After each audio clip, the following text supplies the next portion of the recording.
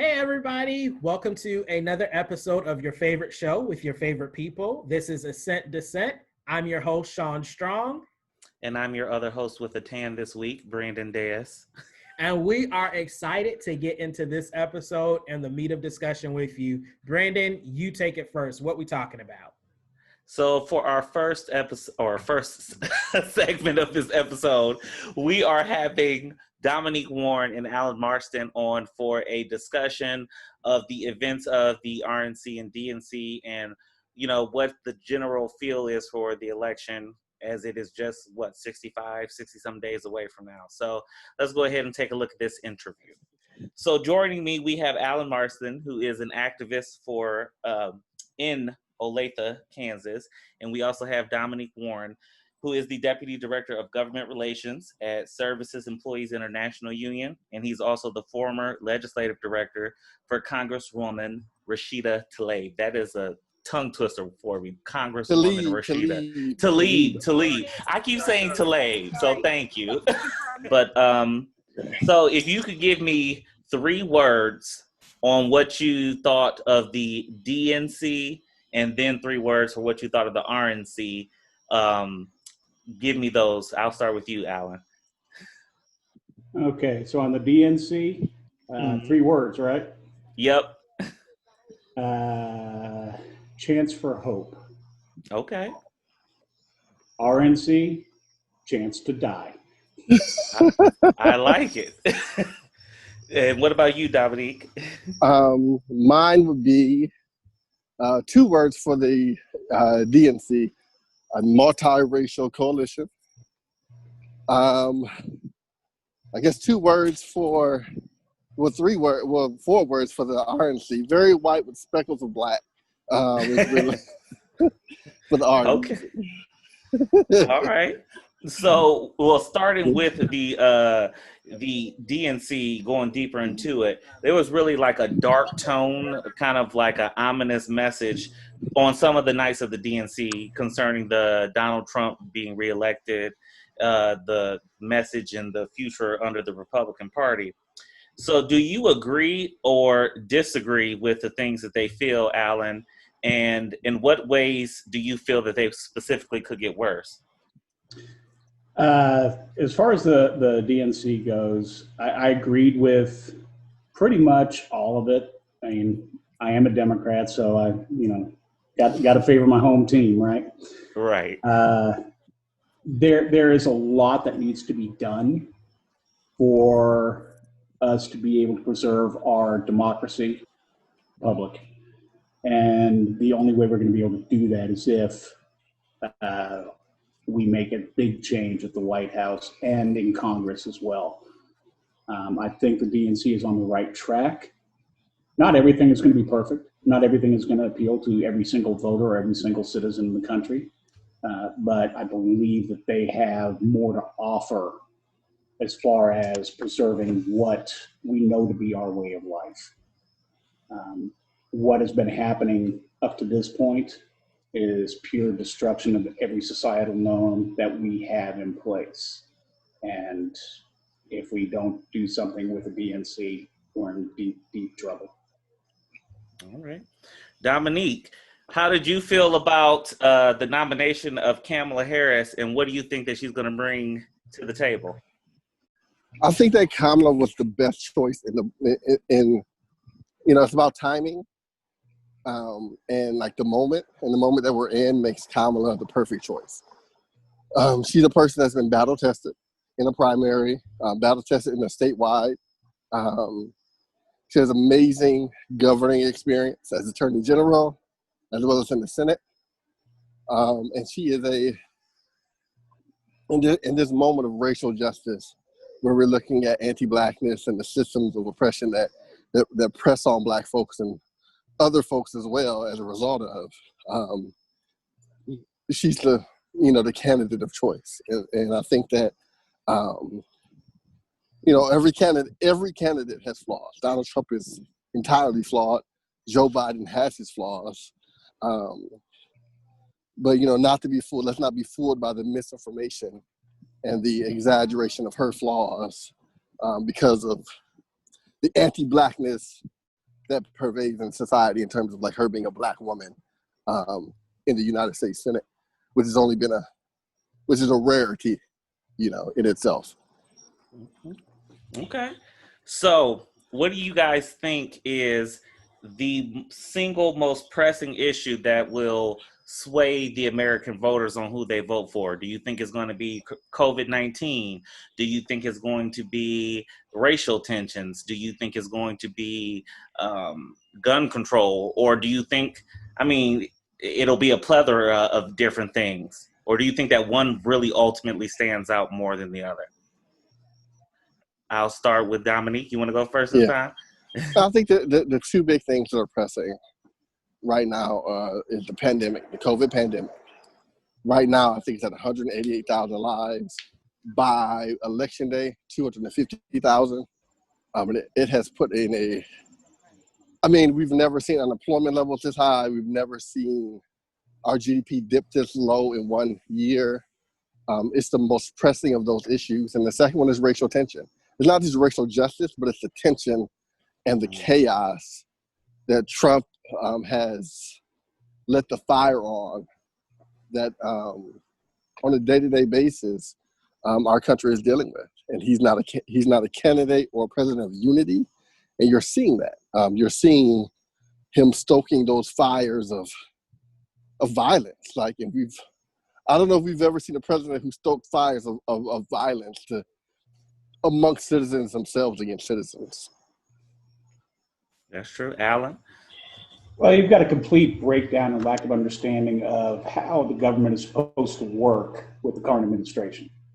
The sheer fact that Trump deployed the U.S. military in Washington, D.C. to disperse protesters so he can hold up a Bible in front of a church that he's never been to with a book that he's never read. Clearly. That is a big problem to me. I'm going to divert for just a second. Recently, I was talking with a friend of mine. I'm former military. He's retired military. And he voted for Trump early on. But he told me that he's not going to vote for Trump this go around. One reason, the deployment of the U.S. military against our own people. That was beyond the pale for him. And now he's starting to understand. He's starting to look at some of the issues that we're talking about. But so there's that, just the sheer inability to understand the basic tenets of society and government. That's going to be a big part of it. I also fully believe, just like Domonique, the racial injustice and the pandemic. Those are going to be the two pressing issues that are going to drive people to the polls or to their mailbox, if they can find one, and submit their ballots. I think, you may differ with me on this one. I'm hopeful that there's going to be change. Okay. Can't guarantee it, but I know that I'm doing everything I can, and the people in Kansas are doing everything they can to do what they can make change. Okay. So I got one more question, a different question for each of you.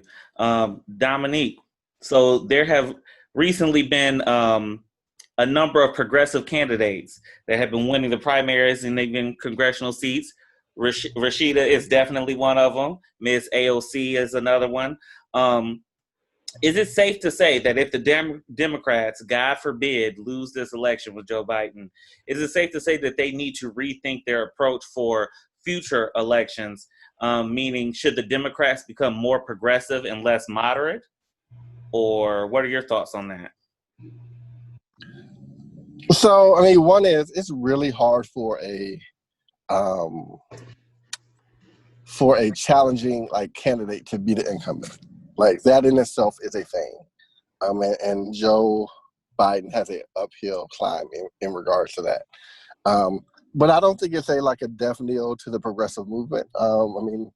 Essentially, you've had 3 progressives so far, and maybe 4 if you count on Alex Morse on Tuesday, that have won their primaries. You have Cori Bush, you have Jamal Bowman, you have Mondale Rice.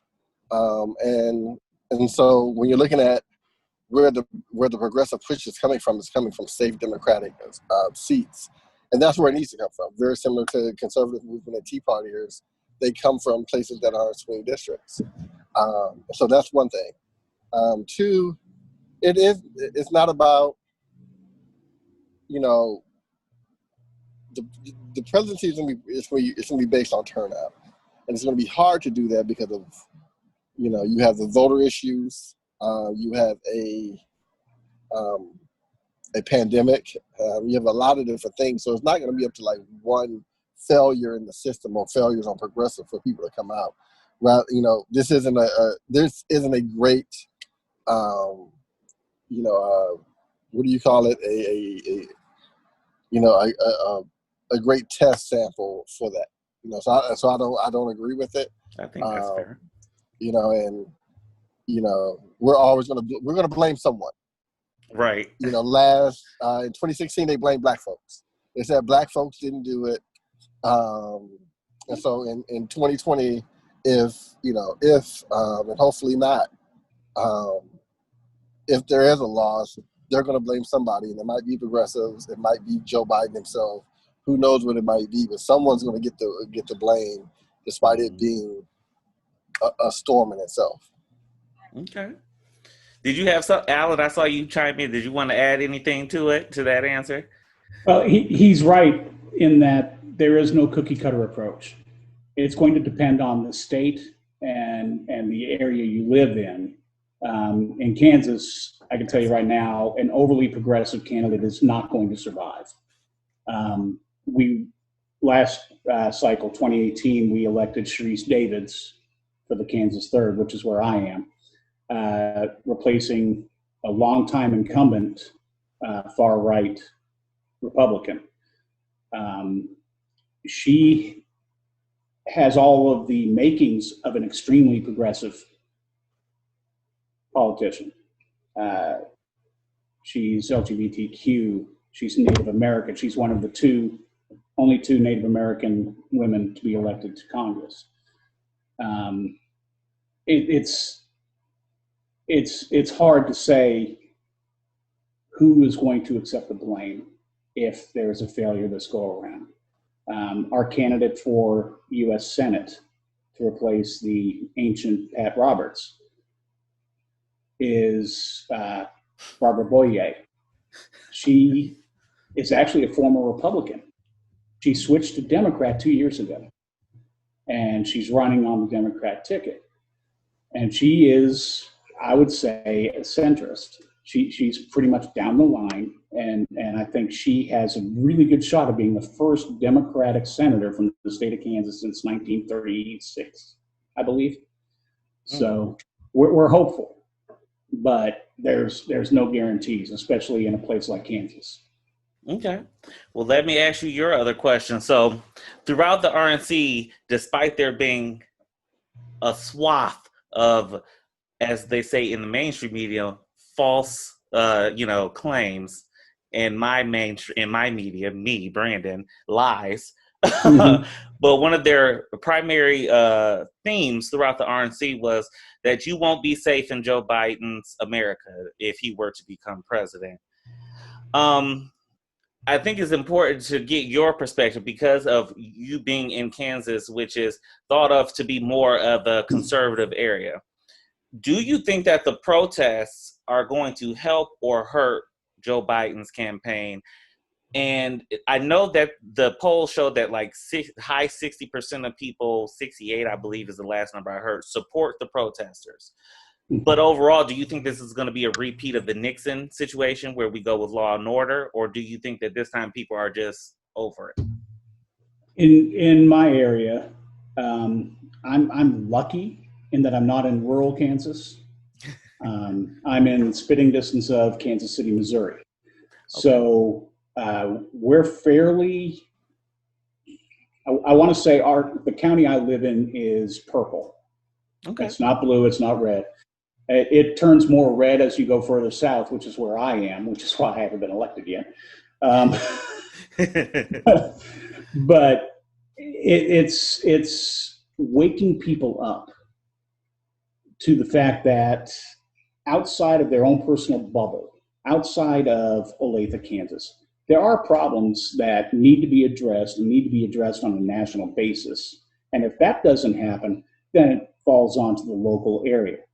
And we're seeing a lot of movement in that regard. We've had protests in Kansas City for the past couple months. BLM protests, police reform protests. A lot of times those two merge into one. So I'm confident that we're going to see a higher turnout, but what is that going to mean? I don't know. Because this is a very red area that I live in. And if there's a higher turnout, there's a good chance that that base is going to get driven to the poll as well. So it's going to be a complete toss-up, to be perfectly honest. All right. Well, thank you guys both for coming on. That's all the questions that I wrote for you guys. Alan, I know what you got to go do after this interview, so I'm going to bid you both adieu. Domonique, thank you so much for coming on too, man.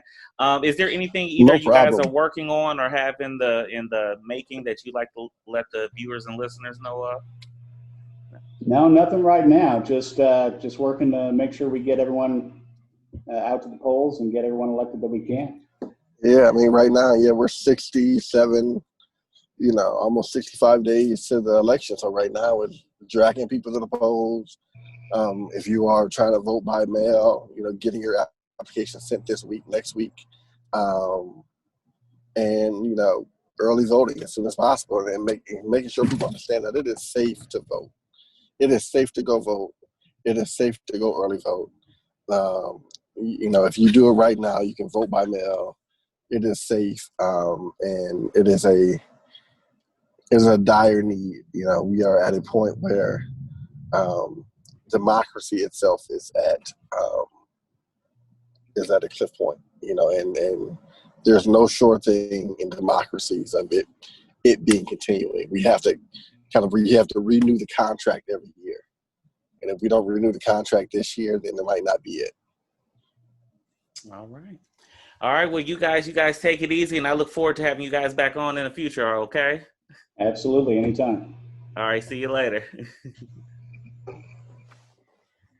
So, Brandon, as you know, on this weekend, we lost another great figure in the culture, and this time it was Chadwick Boseman, who most famously played King T'Challa and the movie Black Panther, which was a major cultural phenomenon for Black people.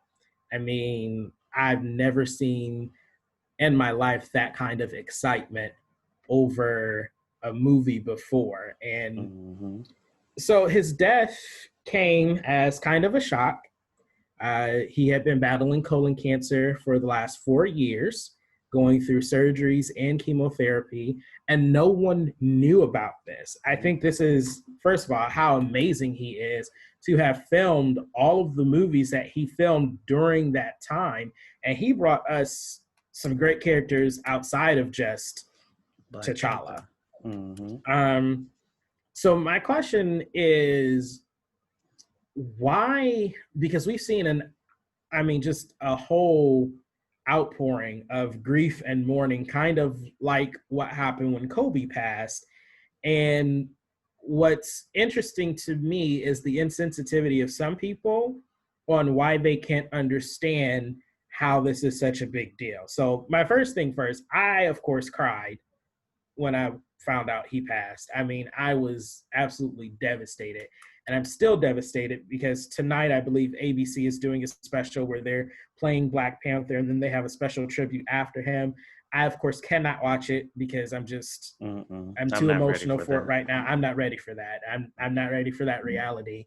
But my question is, how did you process the death of Chadwick Boseman or that news? What was that like for you? You know that I was in DC, so we did the march on Washington. So later on that night I'm sitting at a table with my couple of friends, and they one of them said, "Oh my God, did you hear anything about Chadwick Boseman dying?" And I'm like, "What?" I literally said, "What the beep expletive," and I was like, No, like I haven't heard. So I immediately just started looking it up online. And when it happened, I was just like literally like almost in a Matrix moment where everything just kind of slowed down. Like, cause I was just, I was confused. I was shocked. I was a little bit hurt at the same time. Because for a multitude of reasons. A is just a young Black man who lost his life. Very gifted, a great role model. I mean, I've never heard about him being involved in any type of scandals or drama or anything like that. He's been in several successful films. And I remember just saying, well, goddamn, like another person, another one of us has to go, another significant one. And I've been slow to subscribe to this notion of, 2020 being a curse. But when that happened, that's when I was like, 2020 is a full-on curse.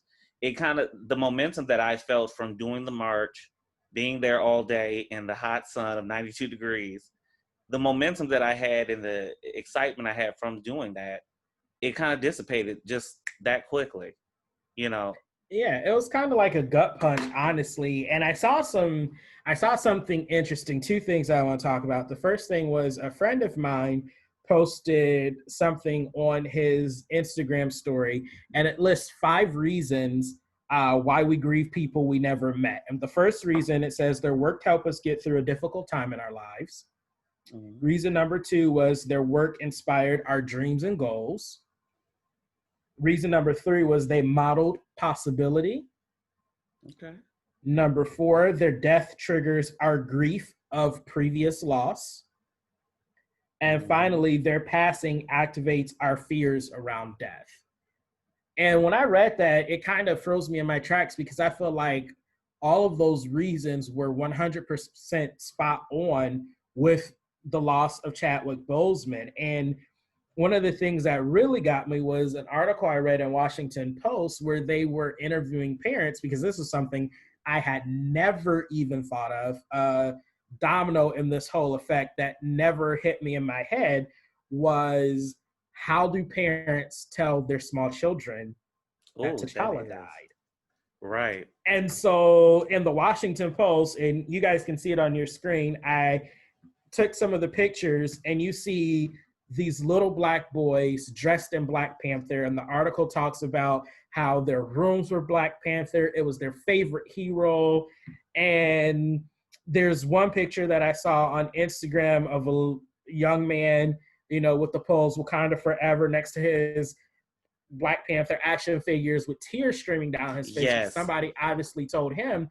And I'm just like, wow, for these children, and I think this is the bigger issue in Hollywood, representation was on the screen for the first time in their lives. Definitely one of the first in my life where a Black person was not a stereotypical Black person or a villain in the movie, but he was an educated, sophisticated young man. He was the hero and he was royalty. Yeah, and he was a leader. Yeah, it was just absolutely, amazing to think, wow, there are so many children who are going to process this differently. And as a matter of fact, one tweet from a user named John Kennedy, I think I'm saying his name right, he says, so Chadwick Boseman and the Black Panther character was my son's favorite by a mile. So this morning when we discussed it, he said, how did he die? Now get this, this little Black boy asked how he died, and these are his 2 questions. Did the police do it? Wow. Did he have coronavirus? Wow. And that just... 8 years old. Wow. That's what a little boy asked at 8. And I'm just like, what kind of reality do we have for children right now? Because I want to go off of that. Because if you remember me and you growing up, we might have known Bill Clinton was the president in our very young years in the 90s. But we had Spider-Man, X-Men every Saturday morning on Fox, and we was concerned about Power Rangers and, all that other stuff that was going on in the real world was stuff for our parents and the adults to worry about, and we just lived our life. But now I feel like the kids are also feeling that same stress, that same anxiety, and facing the same pressures. That really blows my mind that the first question he asked was, did the police an 8-year-old, the first question he asked, did the police do it? And then he followed up with, did he have coronavirus? And I'm like, at 8? At 8 years old. I was not that old. And I don't even know if the world had that many problems when I was 8. I'm sure they did, because there's always problems in the world. But I was never that acutely or keenly aware that I would ever think to ask those kind of questions. And I mean, that just goes back into topics that we talked about before, topics that we'll talk about again, is the reality in the state of our country and Black America that an 8-year-old Black boy would ask those two prevalent questions of how someone passed away. And that really, really hurt my heart. I saw Talbert Swan, and I don't have his tweet handy, but he made a tweet and he was just like, right now people need to understand basically that Black people are exhausted. 2020 has been exhausting for us. We've had COVID, we've had death after death by cops, we've had Kobe, and now we have Chadwick. Mm-hmm. And when I saw that, I was like, I just threw my hands up and I was like, that couldn't be more accurate, because I am mentally drained. Like, I'm just so exhausted. I don't have the ability to even defend any more positions on my humanity or anything surrounding Black culture or the Black experience. But one thing that did come up out of this, one tweet that I saw from a guy, his handle is @MasterWilliams, and it really hit home for me, was he said, Chadwick was 39 when diagnosed. Incident rates, and we're talking of colon cancer, are 24% higher in Black men and 19% higher in Black women. The screening age is suggested at 45. And so then he says, Black people, Black men especially, we have to keep up with physicals and get screened early.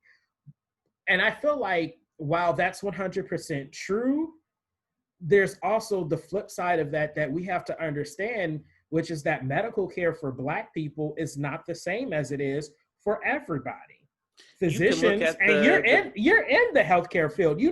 Physicians don't believe Black people. When you come in with symptoms, they'll send you home in a minute telling you that it's something else, or they'll over-medicate you for something that's not even a problem. I remember specifically my grandmother that I took care of before she passed. One of the last times she was in the hospital, she had a goiter growing out the side of her neck, and it was enlarging every day she was in the hospital.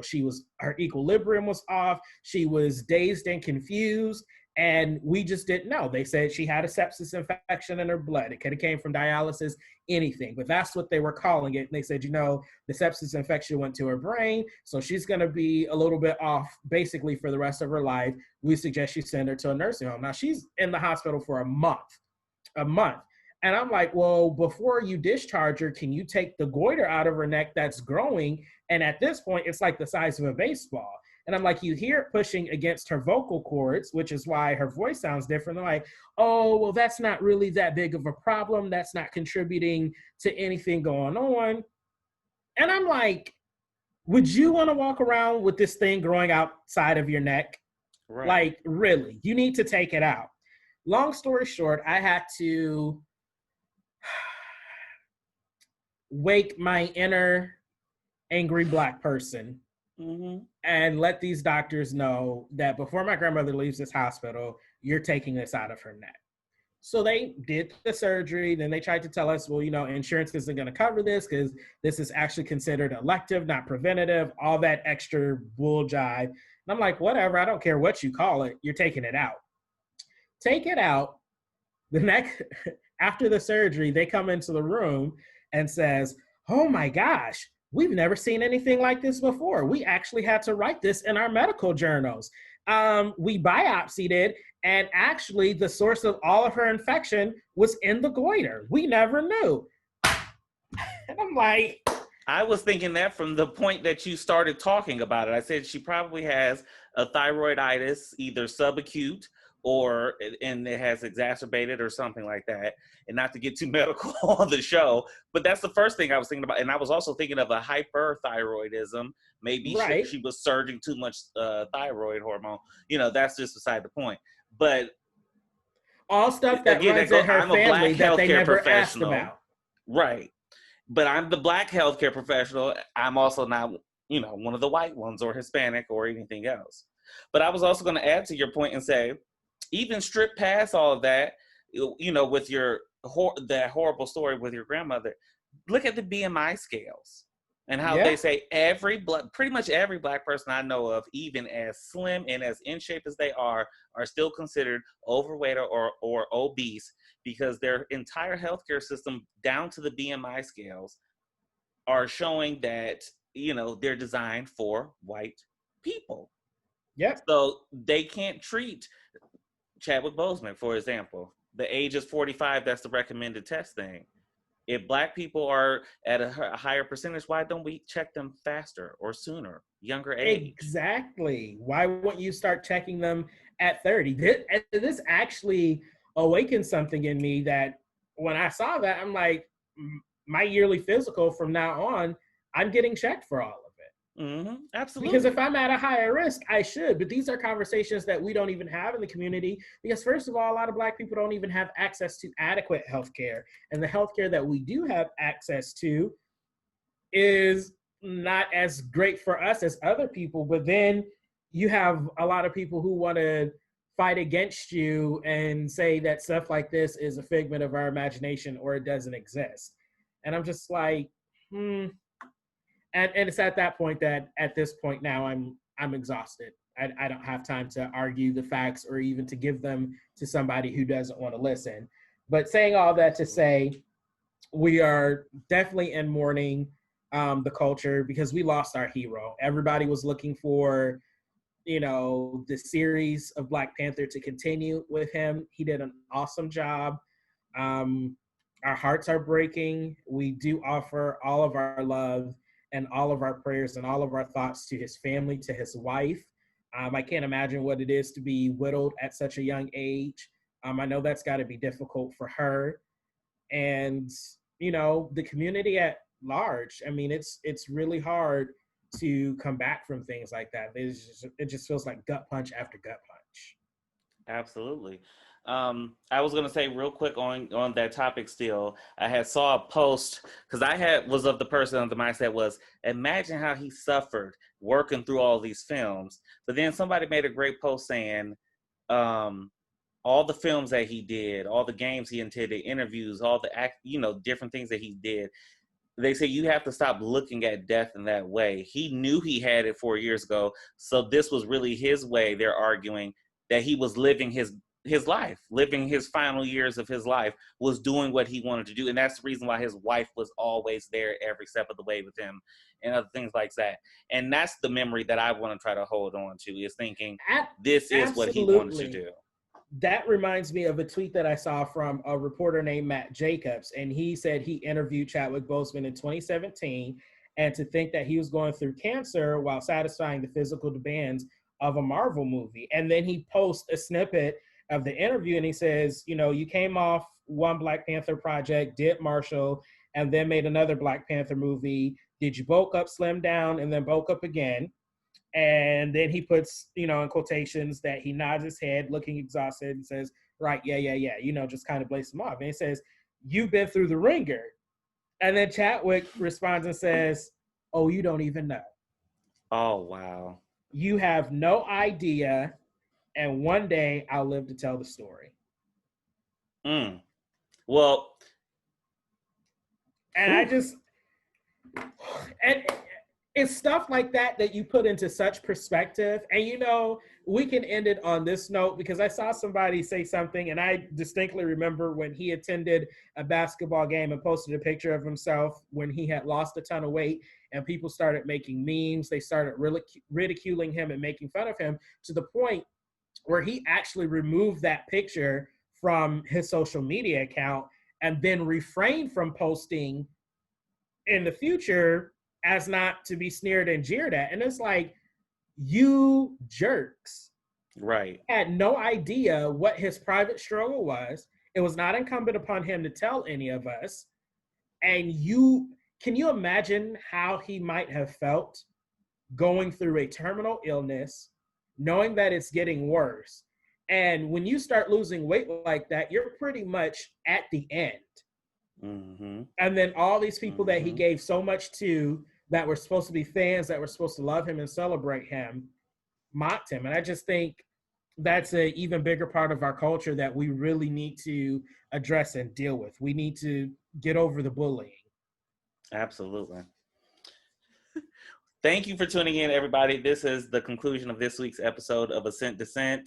Please follow us on Instagram, Twitter, and Facebook, all at the same username, which is at Assent_Dissent. We are also video on YouTube. And if you listen to the podcast, you can catch us on Apple Podcasts and Spotify. So we will see you next Wednesday, where every episode will be released at 7:00 p.m. Again, I am Brandon, and that's Shaun, and we'll see you next week. Bye, guys.